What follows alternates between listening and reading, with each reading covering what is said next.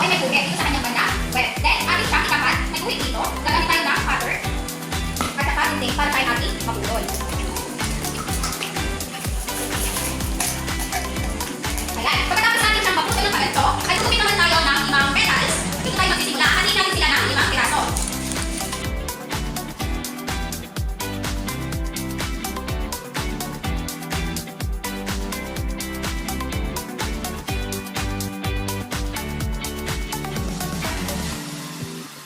Ayan. Pagkatapos natin, ay silang natin yung 5 ating gupit. 1, 2, 3, 4, 5. Ayan. Nakagupit na tayo ng 5 petals sa last bote ng Mountain Dew. Ngayon, kung magagawa natin siyang ganito, ay pagawa na natin yung kanyang taas ng petals upang hindi siya matalas.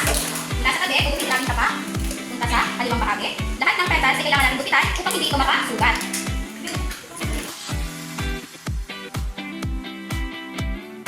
Pagkatapos natin siyang gupitan, ay ibababa natin siya.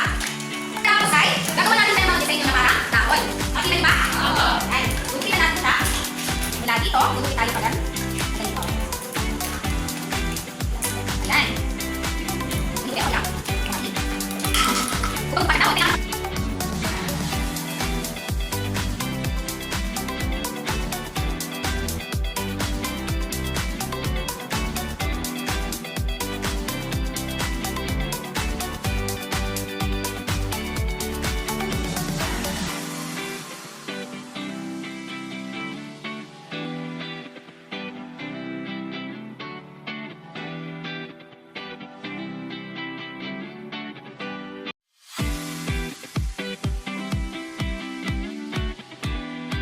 Ayan, natapos na natin lagyan ng mga disenyo ang petals ng bote ng Mountain Dew. Kung hindi mo mapapansin ay mukha na siya mga dahon. Pagkatapos yan, ipapatong natin itong ating nilugit dito sa isa. Kaya nandun yung pinadala ko sa inyo. Kaya magiging ganito ang kanyang itsura. Yung isang petals yung itatanggal sa kanapat ng petals para maganda siyang tingnan. Ayan, pagkatapos naman ay pinagdalaw kayo ng 7 na bote ng mga tatlong ng bote. Ang isa ay nasa ibang kulay para ito ang pinakasentro ng ating bulaklak. Pagkatapos, kung sila natin magpapilitin, gagamit tayo ng lugar para sa akin. Ayan, yung maliit ng ating lugar, ay gagawin na tayo ng bulaklak sa pamamagitan ng mga tulong ng bote ng ating.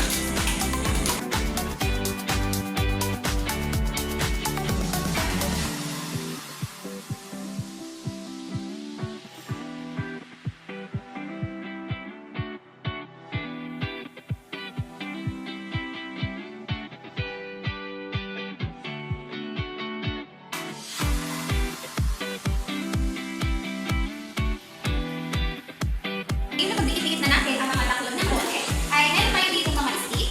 At dito naman, ay bago ang lahat, ay ididikit muna natin itong isang nilawan natin.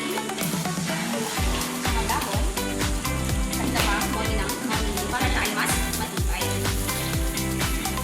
Kailangan magkasalumatukan ng mga dahon para sila ay magandang. Ayan.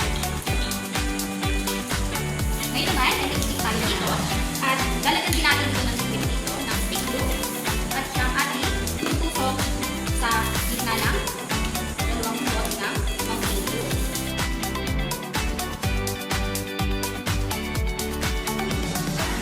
Ngayon na idikit na natin yung stick sa loob ng dalawang bote ng Mountain Dew.